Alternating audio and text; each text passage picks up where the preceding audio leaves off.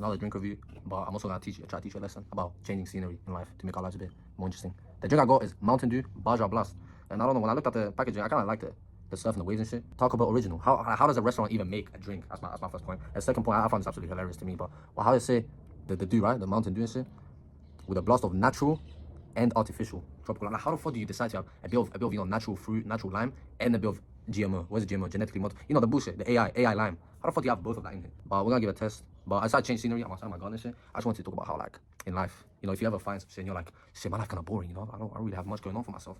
It might just be the fact that you just be staying in solitude in the same place for like 3-4 years, same house, same thing, same whatever. I'm not necessarily saying, oh shit, you know, move cities, because you know that's a difficult thing, especially people who are like homesick and shit, leave parents.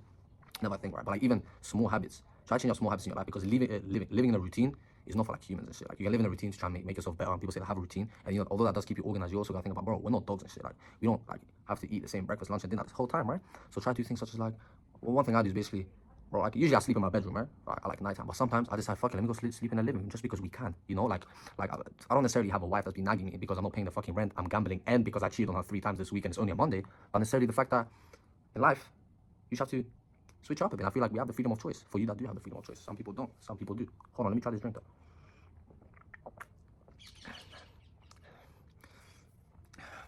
I don't know, man. It's like, for some reason, I can taste the natural lime and the AI lime, like fighting for like, oh, who trying to get into Aries' tongue? Pause, bro. You know what I mean? Like, you know, shit like that, right? But yeah, I feel like, yeah, enough.